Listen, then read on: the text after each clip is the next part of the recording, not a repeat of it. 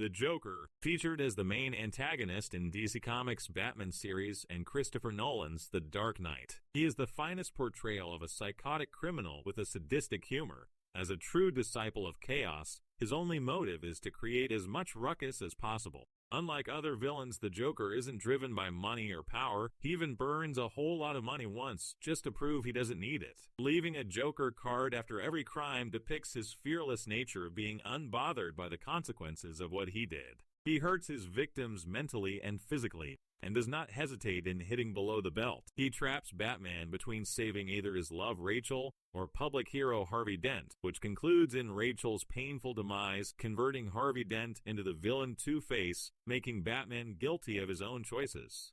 I'm a dog chasing cars. I wouldn't know what to do with one if I caught it.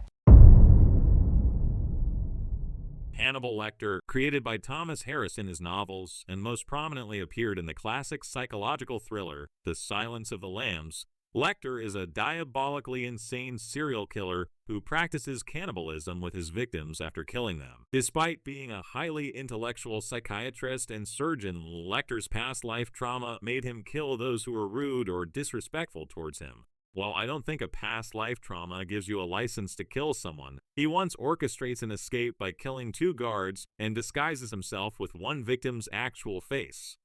Despite being a killer with aggressive issues, he has a great taste for wine and art, also too calm and composed for a cannibal. He also helps FBI agent Clarice Starling to hunt another killer using his wit. All this makes him a terrific mixture of sophistication and intellect, coupled with his monstrosity. Our scars have the power to remind us that the past was real.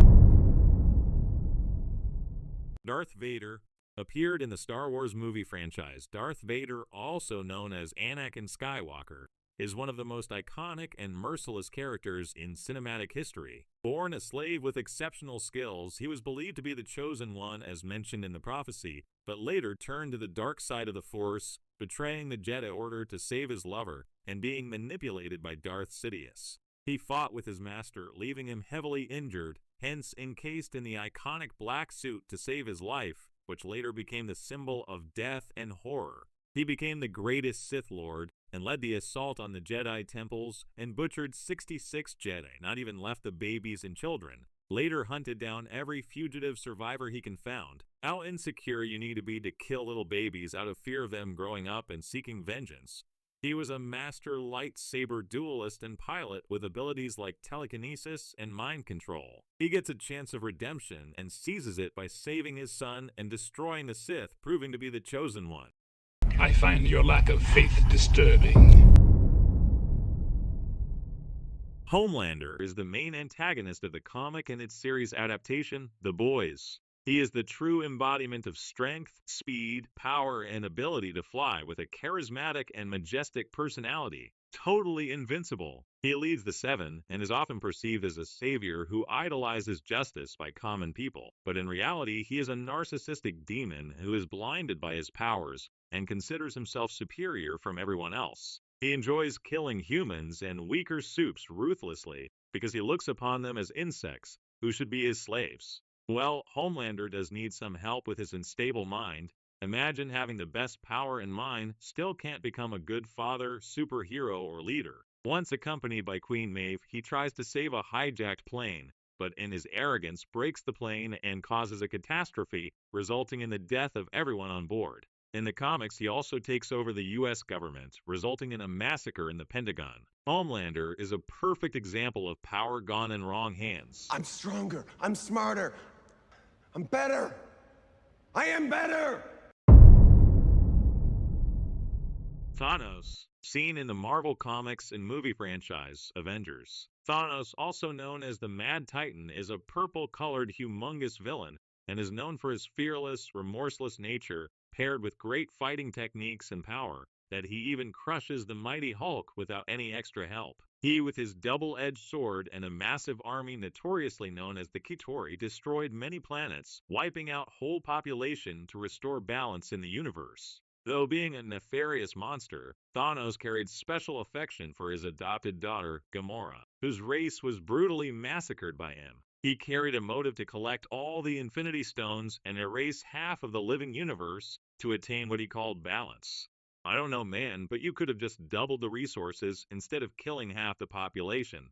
He destroyed millions of lives, fought with an army of superheroes, and even sacrificed his favorite daughter. No, not her, the green one, to do what he wanted with a single snap, after which he retired and left everything to live a peaceful life on a deserted planet all by himself. The genocidal maniac leaves a lasting legacy of pain on every Marvel character. The hardest choices require the strongest wills. Sauron.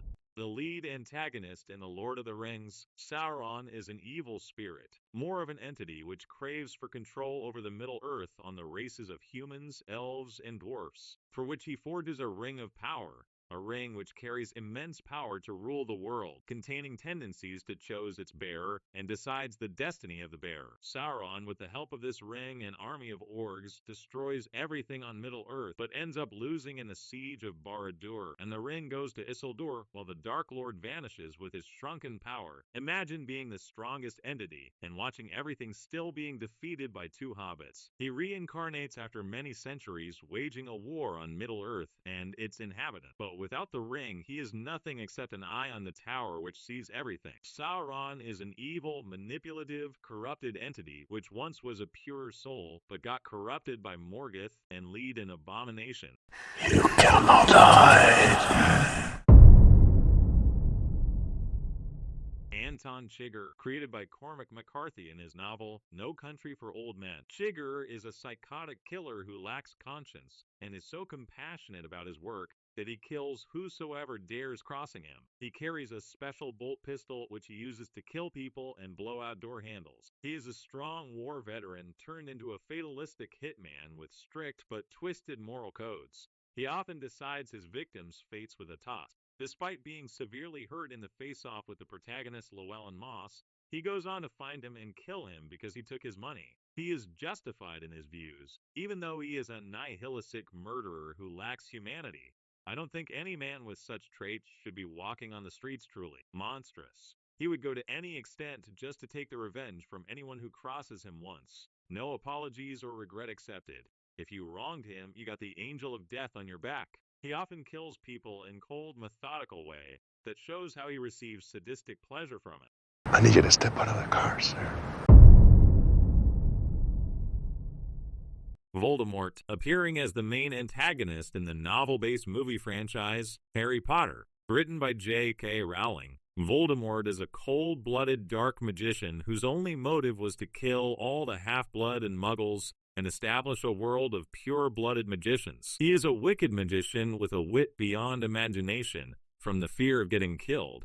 He uses the Horcrux spell to divide his soul in 7 different objects and hides them where no one can find. He and his order contains many powerful dark magicians and Death Eaters who are on the mission to kill Harry Potter, the only person who survived Voldemort's attack and has the power to kill the Dark Lord. The huge cult of true and loyal followers Voldemort had still shocks me. He is dreaded that it's totally forbidden to take his name because it may summon him or reveal your location to him. He can talk to snakes, and his pet snake, Nagini, is one of his Horcruxes. Tom Riddle's journey from being a brilliant student of Hogwarts and master of magic to transforming into a Dark Lord shows us a lot about wrong ambition and power. So yeah, that was all for today's video.